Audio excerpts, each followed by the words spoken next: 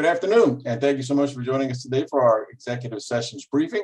My name is Ared Delgado. I'm the Digital Marketing Director for America's Market Intelligence, and I'm going to be serving as the moderator for today's discussion. So before we get started, we just want to give you a quick idea of what to expect. We're going to have about 35 minutes or so of presentation, and then we're going to open up the floor for questions. You can ask us questions, though, at any point in time during the webinar. The way to do it is if you look at your screen, you should have sort of a panelist participation panel, so to speak, and there you're going to see a series of icons. One is going to be called Q&A. You click on that, and it brings up a window. You type in your question in the window, hit enter, and we'll receive it. So as the presentation unfolds, feel free to just fire away questions at any point in time, and we'll get to as many as we can at the end of the executive sessions here. Now, one question that we always get is whether the materials are going to be available. So I just want to answer that one up front. Yes, absolutely. Within 24 to 48 hours after the event itself, we basically send out the materials to all the registrants. So you should receive those in that time frame. All right. So let's move on now to our legal notice here. I'm not going to read this word for word because it just will take away from the time we want to dedicate to the presentation itself. It basically talks about our efforts to verify the data and our lack of liability with the data that we're sharing today. So I urge you to read that at your leisure. And let's move on now to our speakers. I'm going to let them introduce themselves, starting with Lindsay Lear, the leader of the payments practice here at AMI. Thank you, Abel. Good afternoon. Good morning, everyone. Thank you very much for being here. We're very pleased to bring you this executive briefing to our trusted and honored and treasured group of clients and intimate network. So thank you for being here. I'm joined by my two colleagues who will help me deliver the content today, and I'll let them introduce themselves. Hi, everyone. Thanks for joining. My name is Andreas Farge, and I'm a senior analyst at AMI. I've been supporting the payments team, focusing on social media, e-commerce, payment methods, and payment systems. And I'm really looking forward to today's conversation. Good morning, good afternoon, everyone. Thank you so much for joining us. My name is Tim Jakelich. I am also senior analyst with AMI's payments practice, where I lead our research efforts into cryptocurrency and blockchain technology, focusing especially on how those can help move money across borders. So really delighted to have the chance to discuss those with you today. All right, so now I think we're ready to begin. I'm going to turn the floor over to Lindsay to lead us through the first portion of our presentation. Lindsay. Thank you. All right, well, let's get to it. So today we're going to have about 35 minutes of presentation. We'll have about 10 minutes at the end for questions, and then happy to stay on later if there are additional questions and people are hanging out with us. So we're going to try to get through this power session, bring you some powerful insights in a more condensed session today. So the reason that we're hosting this webinar is because we're almost at the end of the year. It's been a very tumultuous 18 months. It's been a boom year for AMI. I know it has for many of our clients. Digital payments has accelerated by more than 2 years, according to different voices in the industry. So we wanted to take this opportunity to take stock. What has happened in 2021, now that economies have started to reopen, now that consumers and merchants and banks and others have gone through this phase of digitization, what habits are sticking, what has been the impact, and what are some forecasts for 2022? And what we're going to be bringing to you today is evidence that after more than 10 years of the movement of digitization in Latin America, cash is truly starting to decline, and money is truly starting to move differently in the region. We're going to show you data that supports this and what we think this means for you and your business going into the next year. So if we take a look to the next slide, just to lay the context a little bit. You know, we've talked a lot about economic recovery. A couple of weeks ago, we had a forecast from a macro economic perspective, looking at what's happening in the region. Good news is that we expect the region overall to fully recover to 2019 levels in terms of consumer expenditure. The region was hit hard during the pandemic, GDP growth falling around 7%. Really devastating, especially for informal sectors of the economy.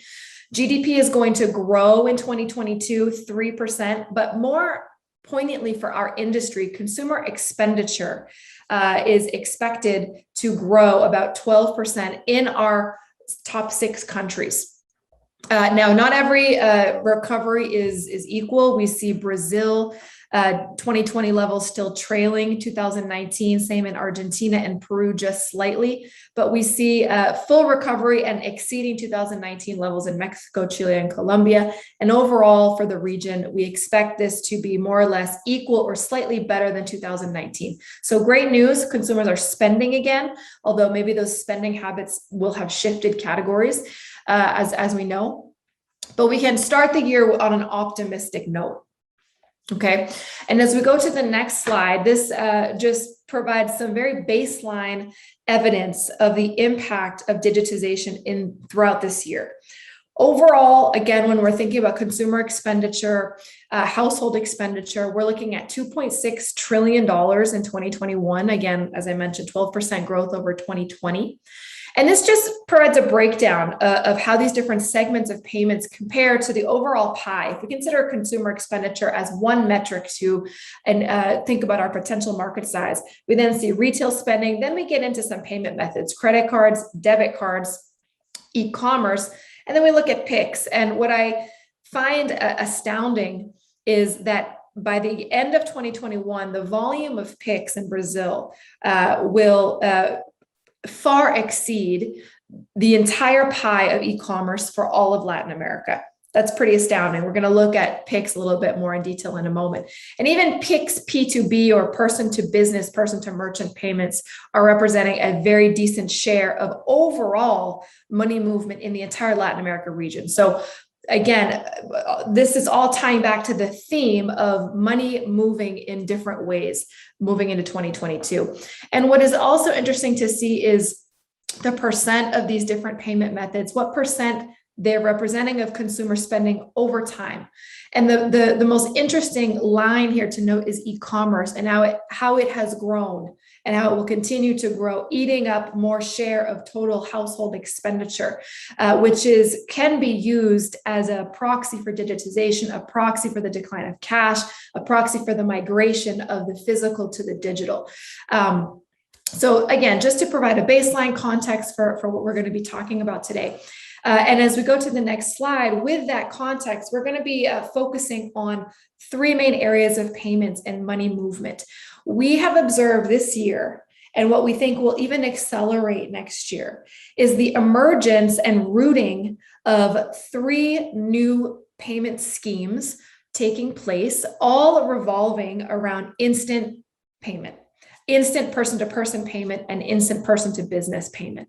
And this is happening in three ways: real-time, intrabank ACH, faster payment via debit card, and what is so far kind of lower penetration, but very well poised for rapid adoption, is cryptocurrencies that will be rivaling or solving pain points that the traditional financial infrastructure has not yet been able to solve. So this is what our conversation is going to focus around. This is what we refer to when we say money is moving, truly moving differently. And we'll go into an analysis of this at a little bit deeper level. So I'm going to ask Andreas to tell us about what we're seeing in real-time ACH, comparing schemes across the region. So happy to turn it over to Andreas. Thanks, Lindsay. So delving into the money movement, we see real-time schemes really taking root in the region. Let's start by looking at Brazil and Pix, an astounding success case after its launch in late 2020. Pix has enjoyed massive adoption, being used by 80% of Brazil's banked population. And the question here that plagues the industry is, how will Pix impact person-to-merchant transactions? And how will this impact card volumes? Card spend in the country, in Brazil, has recovered almost to its 2019 levels. If you notice on the graph, we see that credit card spend is only slightly down at 4%, even though as a country, consumer expenditures are down 20%. And when we look at debit cards, in the second quarter of 2021, this has surpassed the second quarter of 2019. showing a quite interesting rise, particularly in the context of Pix, which we would have expected to cannibalize debit card transactions. Over the past 6 months, we see that Pix person-to-business transactions have plateaued to represent about 10% of all Pix transactions, signaling that Pix might not cause a significant dent into card volumes, and rather it is taking the lunch of TED, boletos, and most importantly, cash. One thing to note that is important, though, is that Pix is taking on what cards could grow into in Brazil.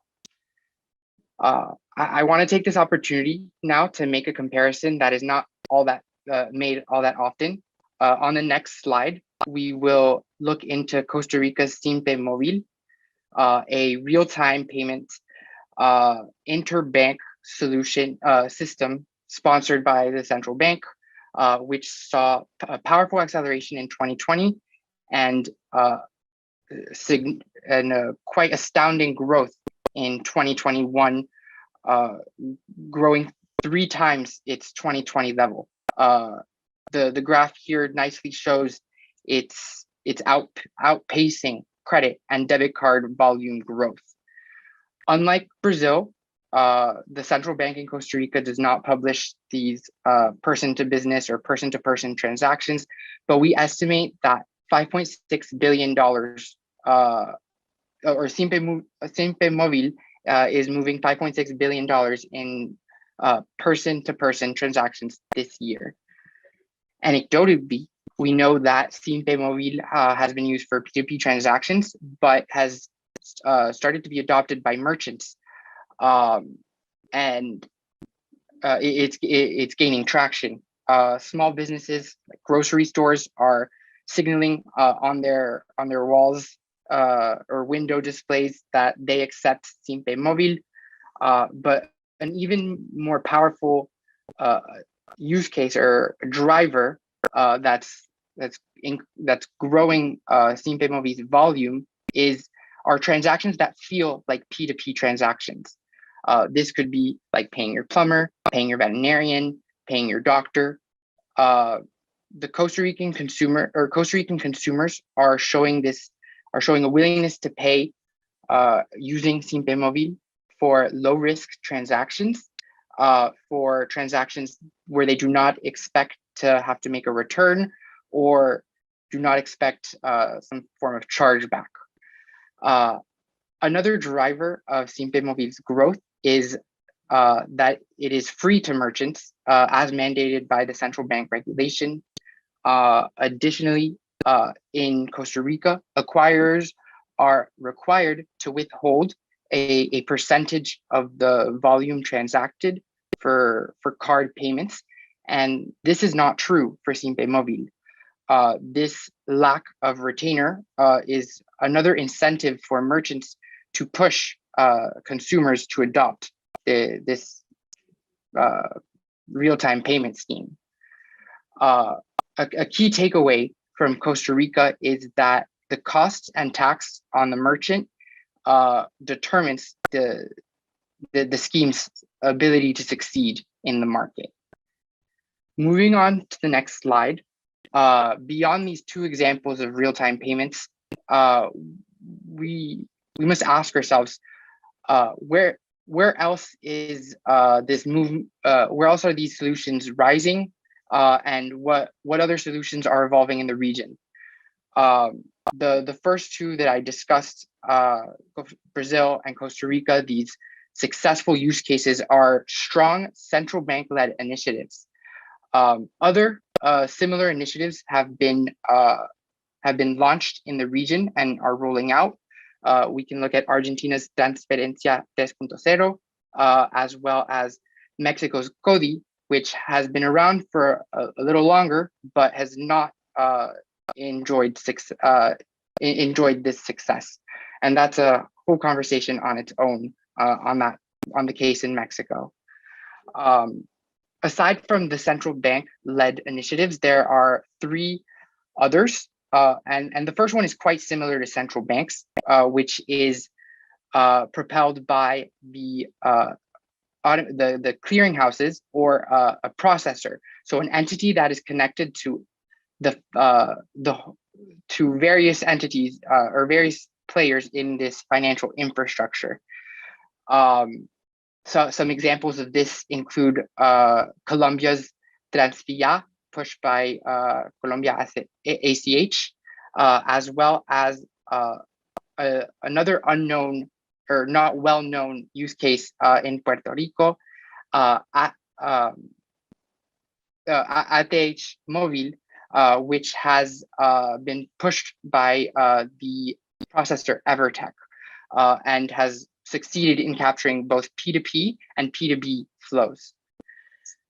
The next type of scheme that we're noticing are bank-led schemes. And this is particularly in markets where there is one dominant issuer or a group of issuers come together, forming a consortium and enabling these interbank movements. The most successful example in the region that we've seen is Yape, which achieves these interbank transfers using Visa Direct's debit card rails, as opposed to traditional bank transfer rails.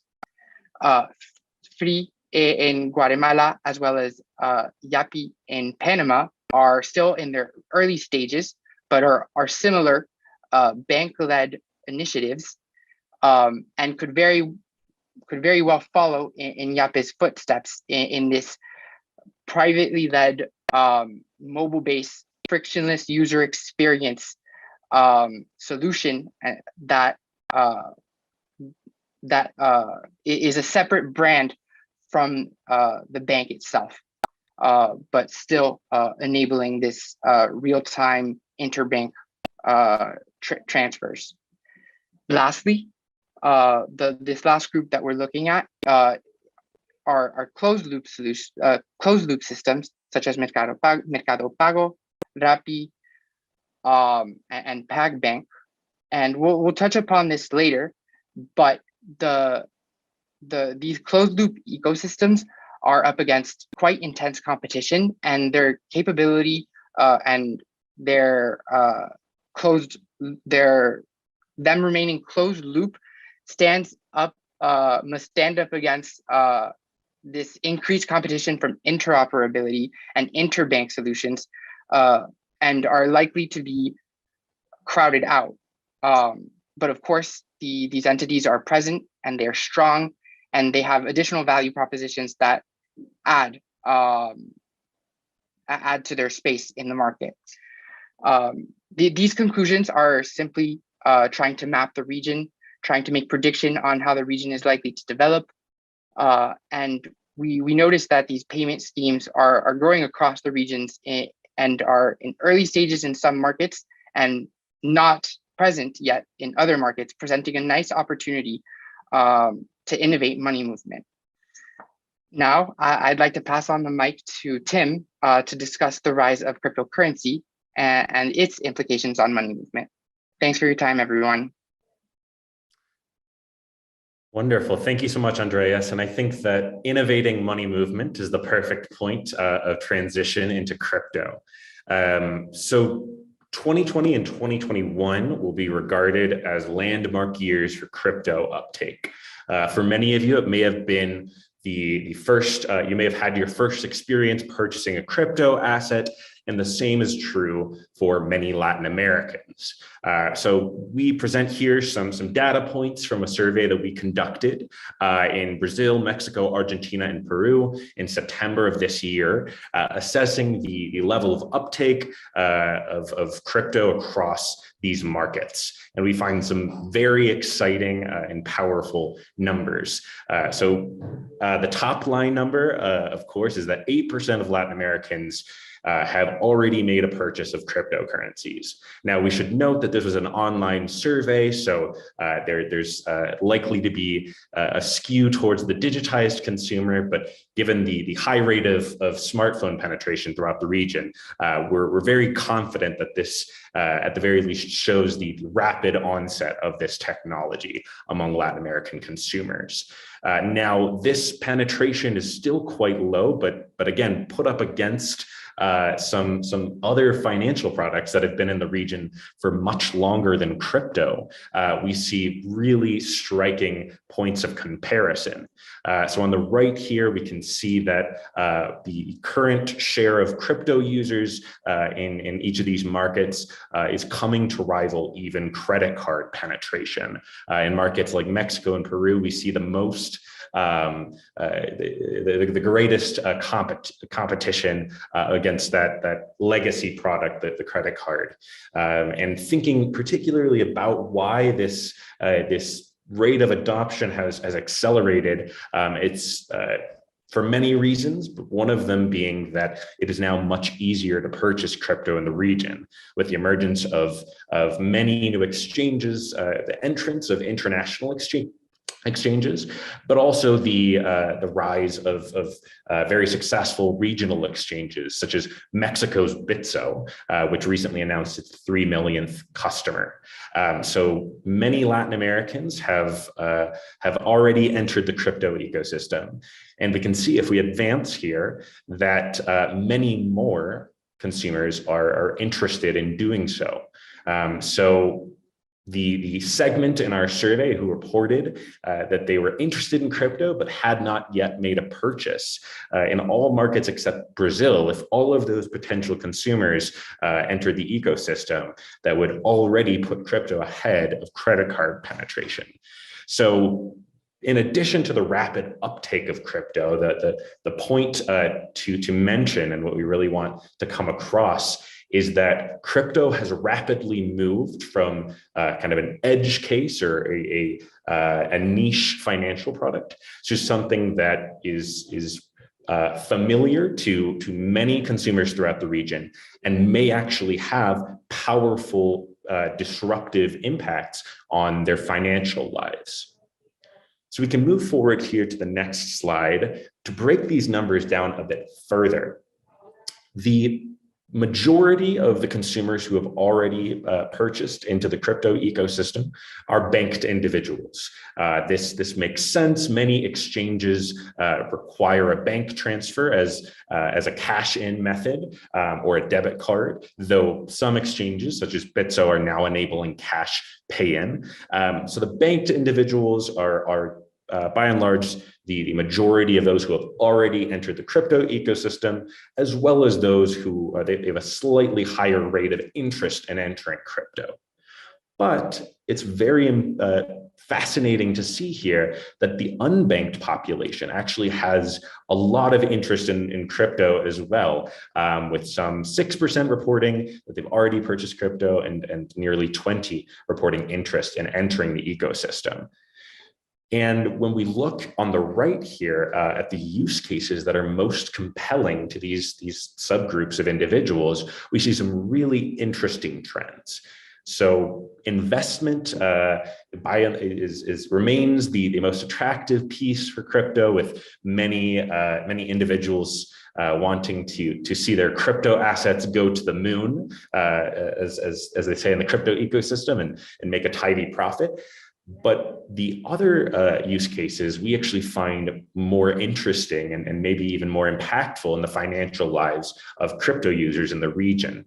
Namely, we see a lot of interest in crypto as a vehicle for protecting savings against inflation. So in markets certainly like Venezuela, but also in Argentina, where there's very high persistent rates of inflation, there's a strong interest in crypto as a vehicle for preserving the integrity of earned wages. And we see an even higher rate in this particular use case among the unbanked, which suggests that many unbanked individuals see crypto as a vehicle for overcoming some of the limitations of cash, so particularly inflation and currency devaluation. And when given high levels of distrust in banking institutions as well as in government regulators, crypto may come to be a more compelling alternative for those who are accessing their first financial account. So this creates the possibility that some unbanked may leapfrog the traditional bank system straight into crypto, which is a fascinating possibility. Moving forward here to the next slide, we also wanted to drill in on what we might describe as pull factors into the crypto ecosystem. So for a number of different populations, we assess here what are the factors that might make crypto more attractive to them, maybe leading them to make a first-time crypto purchase or increase their usage of crypto for different use cases. And some important details to note here. First, the vast majority of these consumer groups indicated that having an international brand enable access to crypto would be the most compelling factor for them in entering the crypto ecosystem. So as Visa and MasterCard roll out crypto-linked cards and other means for accessing the crypto ecosystem, many users or potential users are very intrigued by these possibilities, especially given residual concerns related to the fraud risk or volatility risk associated with crypto. And we also see powerful interest in the ability to spend crypto with a debit card. So as it stands, many crypto account holders don't have a seamless way to convert their crypto holdings at the point of sale. And particularly if we think about Argentines who might be holding their savings in crypto, but would need to spend in the Argentine peso, this possibility of instant crypto fiat conversion at the point of sale through a debit card is a very compelling possibility for many consumers. And then the last point just to mention on this slide is that particularly from the unbanked, there is substantial interest in that international brand endorsement for access to crypto, well above the possibility of accessing crypto through a local bank, which suggests that, again, that some unbanked may be willing to leapfrog the traditional banking system, especially if they can receive that guarantee of trustworthiness from an international brand. So these kind of point to some exciting trends to watch for as the crypto ecosystem unfolds, especially because we're already seeing many of these factors take hold throughout the region. And so we expect very, very interesting impacts in the coming months and year. Moving then to this next slide, we last want to mention the point that even as many consumers become more familiar with crypto and may even seek out crypto in and of itself through a crypto wallet, the effects and benefits of crypto will end up reaching many more consumers, even if they aren't aware that crypto is involved in helping to improve the efficiency of whatever financial tools that they're using. So we highlight two very exciting use cases here in which crypto is used to improve user experience in sending money and may not even be with the branding of crypto, which many users may associate with high cap but highly volatile cryptocurrencies like Bitcoin. So on the right here, we present Facebook Novi, which is Facebook's cryptocurrency wallet, which is designed for international transfers. It was launched, I think, 2 weeks ago with the first use case enabled being the remittance corridor in between the United States and Mexico with a US dollar-backed stablecoin. And so this app is certainly very interesting for the possibility of being linked with popular social media tools and even potentially WhatsApp, which would be a very compelling integration for many Latin American consumers. But it's also interesting to see how this tool has been marketed. So I have actually received some targeted ads for this myself, and some of you may have, and nowhere in the branding do they actually mention that this involves a cryptocurrency. They instead refer to it as a fee-free international money transfer tool or a digital currency tool. So it just goes to show that even as the benefits of crypto might be compelling to these companies and to their potential consumers, they may want to distance themselves from the high volatility, high risk crypto assets like Bitcoin. And then another use case, just to cap this off, that's really interesting to watch, is the integration of Stellar USDC, which is a US dollar-backed stable coin on a very fast blockchain network called Stellar by MoneyGram. So MoneyGram recently announced that they will use USDC. I believe they will enable it at some points as a cash out option into USD, but they will also use this network to more quickly transfer money across borders. And so this is a very interesting development, which shows that even legacy money transfer organizations or financial institutions may benefit from integrating crypto. So these are just some of the many exciting use cases that we'll be watching. But again, the broader point is that crypto, these last 2 years will be remembered as the years where crypto started to move from edge case, from a niche issue, to something that can truly enhance the financial lives of many consumers throughout the world. And I'll turn it back to my colleague Lindsay for some concluding remarks. Thank you, Tim. All right, so we've looked at a little bit of the data. We've looked at some examples of how money is moving this year and the traction that we've seen take place this year. A couple of thoughts for understanding what might happen next year and how we can be prepared. The convergence of these trends tells us that the future is going to be rail agnostic. Okay, up until this point, we've had primary rails on which networks or payment methods compete. And going forward, we're not going to have just network interoperability, but rail interoperability. And as more and more frictionless payment options become available and consumers get a taste of them, they're going to be even more choosy, selective, and sophisticated and demanding in, I want to pay how I want to pay whenever I want to pay. And that requires, interoperability among rails.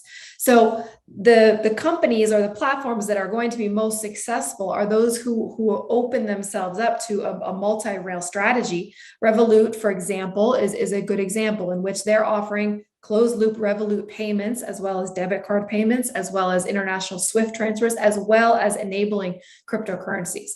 We're even moving into the era of interoperability of blockchains. And just to go back to a point that Andreas made earlier on, this probably means that closed loop systems are not going to be able to remain closed loop. And we even see some regulatory pushes to open up QR codes and make some of these ecosystems that have developed interoperable with the rest of the ecosystem. So enabling multi-rail strategy will be important going into 2022. Okay. Secondly, I want to focus on the next slide when the rise of something that's occurring in almost every market that's very much top of mind with the emergence, this rapid digital acceleration, the emergence of these multiple payment rails and increasing options to participate in the digital economy. We have seen the increase in fintech as a service, banking as a service, even crypto as a service is now becoming available. So it's easier than ever for non-bank entities to participate in this space, offer financial services, provide access to digital payments, have a wallet, develop their own ecosystem. And so we're seeing a rise in competition due to this enablement taking place. But at the same time, regulators are getting very nervous about this rise in third-party white label solutions. And we're starting to see the regulators rock the boat a little bit. We've seen this in Mexico, where the CNBV has cracked down on banking as a service or fintech as a service. And so in some markets, it may be actually very strategic, making the decision to go through the headache or the regulatory rigmarole or the cost of obtaining access to a banking license or a fintech license, whatever it may be in the corresponding market, SEDPE in Colombia, for example. And we're actually already starting to see that buying a bank or buying your way to a banking license is actually a decision we're starting to see in Mexico with Ualá and eBanks in Brazil. This actually being the path of least resistance to obtain the permission to hold and move money. Now, a lot of companies make the decision, I don't want to be a bank, I don't want to be responsible for holding or actually touching the money. But in many cases, with this increased competition and increased fragmentation, this may actually be a very strategic decision. Okay, and then as we go to the next slide, one final trend I want to touch on, one final prediction that I want to make sure we have top of mind is that the need for a seamless security solution is at an all-time high. Obviously, with increased digitization, we have increased fraud, and especially with the inclusion of new consumers into the digital economy, new consumers, new merchants who have not had yet the experience or the training or the access to security tools makes them very vulnerable to fraud. And actually, a report by Fine Biometrics found that 20% of the digital accounts created in Latin America in 2020 were fraudulent. And so we're seeing an increased need for security solutions and an increased need for frictionless solutions based on biometrics, incorporating digital ID services, seeing identity being transferred into a digital asset as well. So being preventative and being predictive and proactive about fraud helps reduce costs, helps control costs over the long term. And everyone playing in this space needs to have a very proactive and aggressive digital security strategy in 2022, more so than ever before. So a lot of opportunity for innovation in that space as well. And just some closing remarks here before we get to questions on the next slide, we just want to mention that all of three of the schemes that we mentioned, real-time ACH, faster payments via debit card, cryptocurrency, none of them are a silver bullet. They all have their shortcomings. They all have the use cases for which they are best suited. We don't expect one to beat out all others. We expect them to commingle, and we expect them to compete for the remaining pain points that are still existing in the ecosystem: cross-border payments, maximizing value to merchants in terms of cost and value, again, security, and managing the lack of reversibility that we get with instant payments, and solving for that potential pain point. Continuing to optimize the user experience and adding on value-added services are all going to play a part in this competitive landscape that is new, that is accelerating and becoming increasingly complex into the next year. Okay, so when we're thinking about 2022, there are a lot of strategic questions that we have on our minds. This is just to give you all a taste of some of the things we're going to be looking at in our continued coffee chat series next year, in discussions with our clients, in our webinars. And these are seeds we want to plant for you. And we also want to hear, what strategic questions are you thinking about for next year? So, what impact will Pix actually have on household expenditure? And what implication does this have for my business? In this increasingly complex and competitive environment, what is the solution for loyalty? How can I actually generate and retain loyalty among my consumer base? How can I make money in this low-cost payment environment in which real-time payments are free or trending towards being free? How will the regulatory regime impact me in my market? What type of partnerships do I need to develop to be successful? These are all things that we're thinking about, and we want to invite you to think about with us.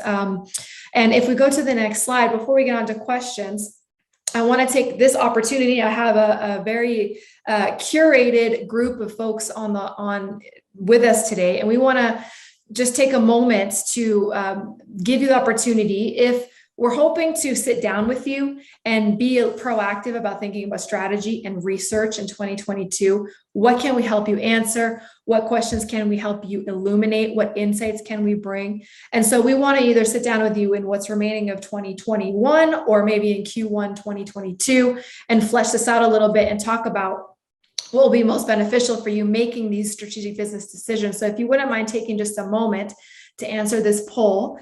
If you'd like to talk to us now, we'd love to have this conversation and get a head start on the new year. If you prefer to wait, we can have a discussion in Q1 of next year. If now's not a good time for you at all, no worries at all. We'll continue to be in touch.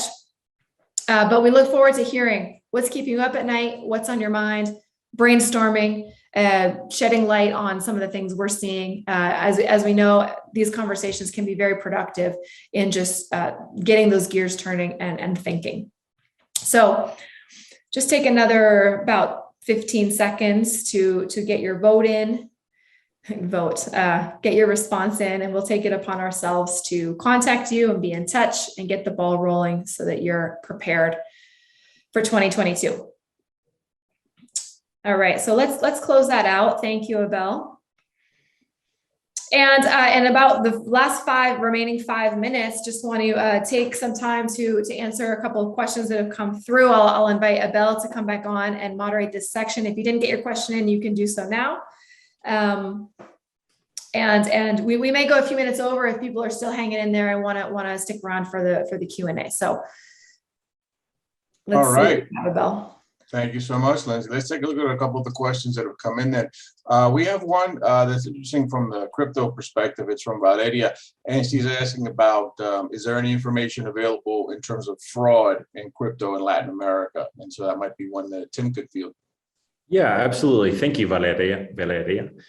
So yes, we do have some baseline information about fraud. There are some estimates from blockchain investigation firms like Chainalysis that can range anywhere from 3% of transactions in the region with crypto are fraudulent to anywhere, to 10%. This is a very challenging thing to monitor, though, especially because KYC requirements for crypto account holding at major exchanges are at varying degrees of stringency.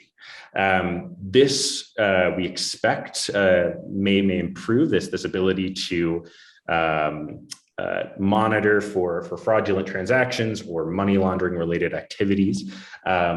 Especially at the urging of regulators like the US Treasury Department, but we're kind of in a gray area as these technologies develop and as regulators kind of get their minds around how best to monitor for fraud. So to put it simply, yes, there's a lot of fraud happening, and regulators are trying to figure out a better way to monitor for that in the coming months and years. All right, excellent. We have another question that's a bit more specific, and it's from Lynn. She is asking if, are you seeing any LATAM-centric DeFi applications for lending, borrowing?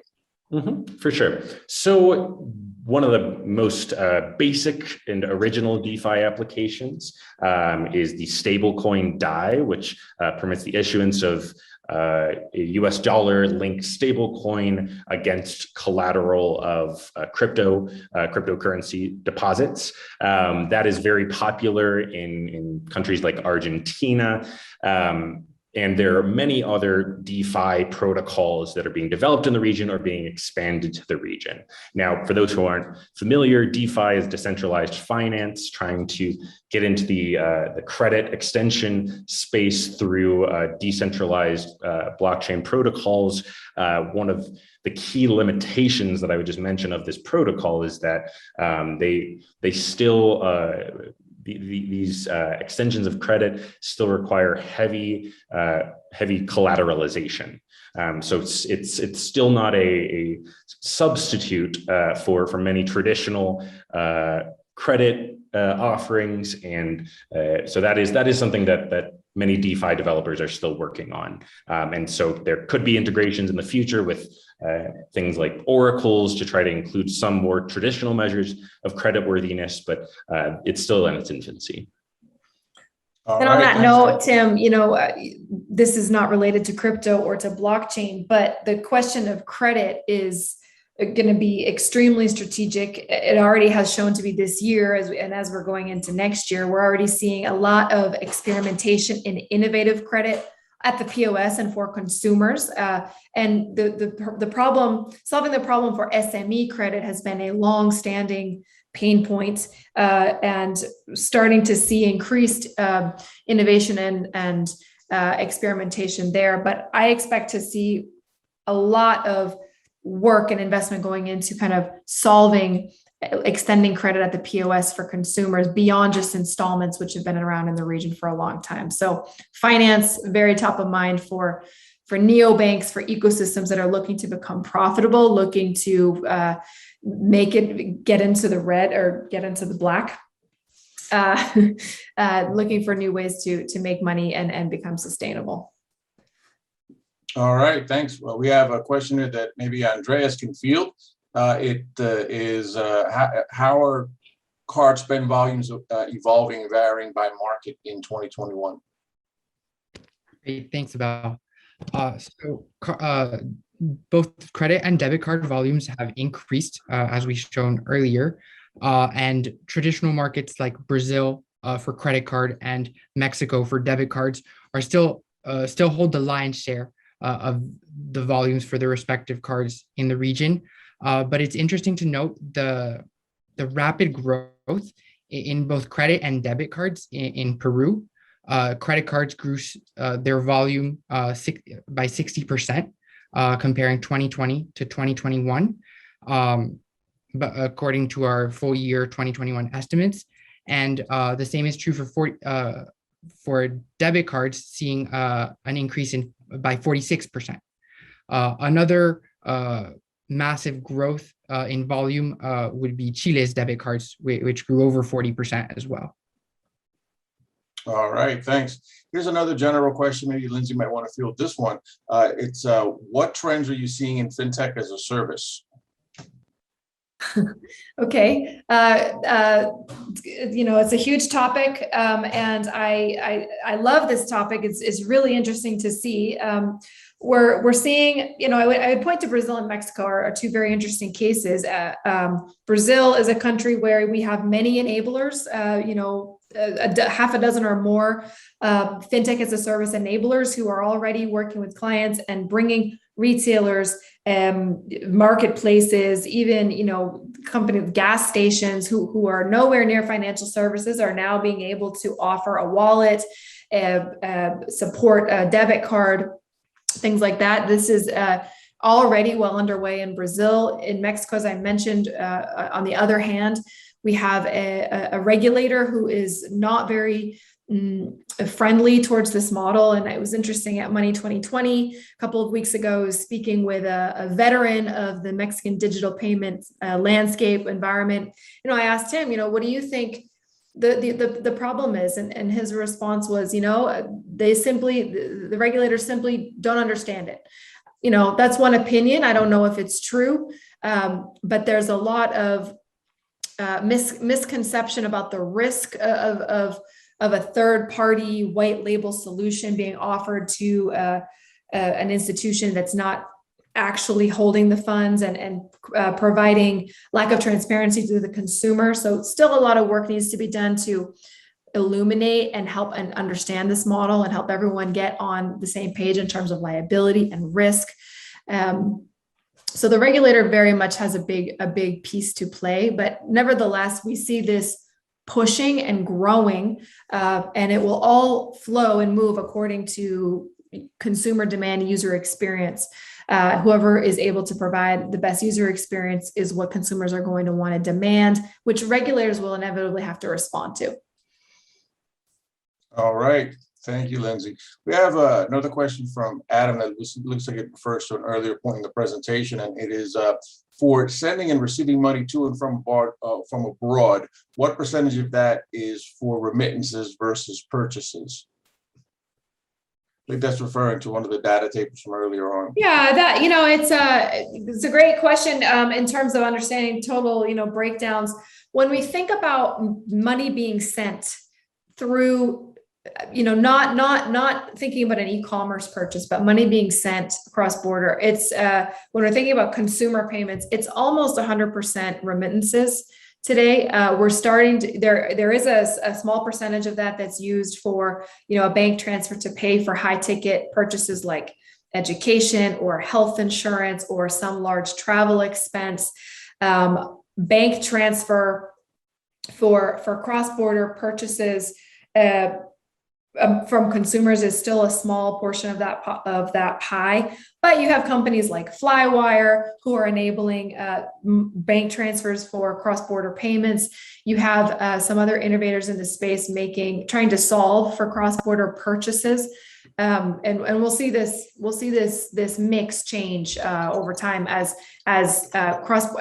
borders increasingly start to fade and there's increased demand for cross-border trade. And I just want to mention, we advertised this session as 45 minutes. We're over time now. We have several more questions and a good contingency of folks here. So we'll keep going. If you have to drop off, thank you very much for being with us today. We'll be in touch with the webinar materials. We'll follow up with you if you answered our poll, and we'll stay on for a few minutes longer to get to all of our questions. All right, excellent. So we have another one from Claire here. Do you think that the adoption of crypto into the mainstream is setting LATAM up for a big bubble bust? And if so, how can that risk be mitigated? So that is the all-important question, Claire. I think that this is certainly always a risk with those high cap, highly volatile crypto assets like Bitcoin and ETH, though they have seen some pretty impressive price gains in recent weeks. There's always the possibility that they will fall again. So I think that with those crypto assets, there is certainly a substantial risk associated with them, particularly for the average consumer who may not fully understand the risks and potential trade-offs. What I would say is that how we see it is that the more transformative impact in the near term with crypto will come through more stable cryptocurrencies or more infrastructure-oriented crypto integrations. So certainly stable coins have a very powerful growth potential in the region, particularly to give access to more stable forms of holding funds, holding value than regional currencies, but also with speeding up money transfers and particularly remittances through things like faster blockchains or a USDC Stellar and similar digital assets. So that's just to say that there's certainly risk involved, but the lower risk, higher impact integrations, I certainly think will be here to stay. All right. We have another one from Veronica, which was asking, who would be the most friendly regulator in LATAM towards technology acceptance? Okay. Great question. How do I answer this? Couple of different ways to think about this. Brazil certainly has a very fintech forward regulatory environment. They've enabled, it's relatively easy to get a license that enables you to do a lot of things that you need to do operating as a fintech.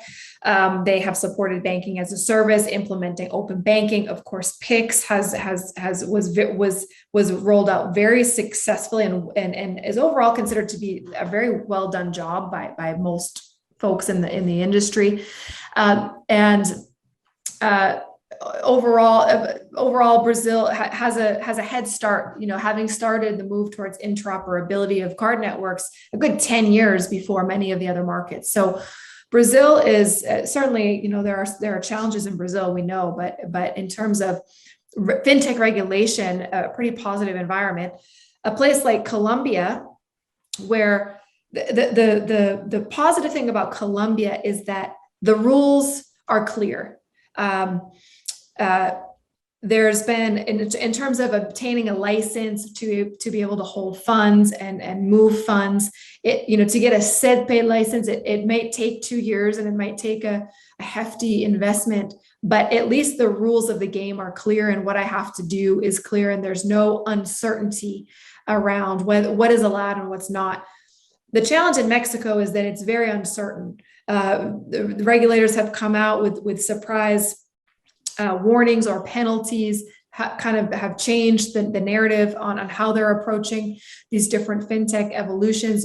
Mexico has had a fintech law in place now for 3 years, but very, very slow in actually giving out the licenses related to that law. So Mexico is unfriendly in the sense of the level of uncertainty.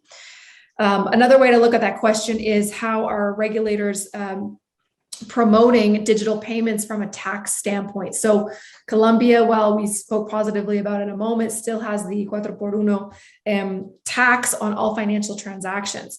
Costa Rica, while the retentions for card transactions may not be viewed very positively by some, they're not, the president and the regulators have come out to say we're not going to put this retention in place for Simpe Mobile for now in an effort to continue digitization of the economy. So a couple of ways to look at that. Those are some examples. Hopefully that provides some insight. All right, thank you, Lindsay. This one is more of a crypto specific type of question. It's from Rafael. He's basically asking, as the cost of moving stable coins to fiat are still prohibitive, do you see a strong case for import companies moving to stable coins and replacing traditional fiat?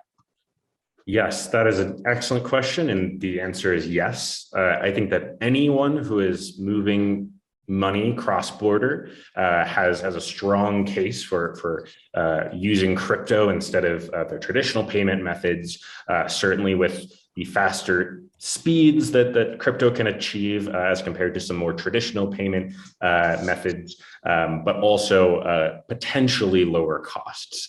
Where I think that will hinge is on the price factor.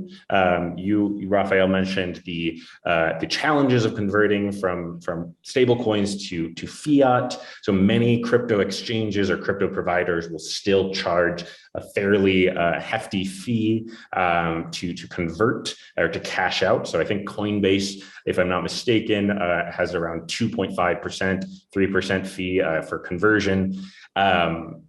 That we expect to see some downward pressure on that as some crypto exchanges and crypto providers are starting to move those prices down, though we still expect some cost associated with conversion, especially due to the costs of custody for crypto assets, as well as anti-money laundering due diligence costs. But the point that I think is really important to mention here is that even as you may see some high conversion costs, the transaction fees, the potential of stable coins to reduce those fees is substantial. So for example, I mentioned Stellar USDC, which is a very well-regarded stable coin on a blockchain network that has practically no fee for transactions. So I think it's a thousandth of a cent per transaction, with settlement in near instantaneous speeds.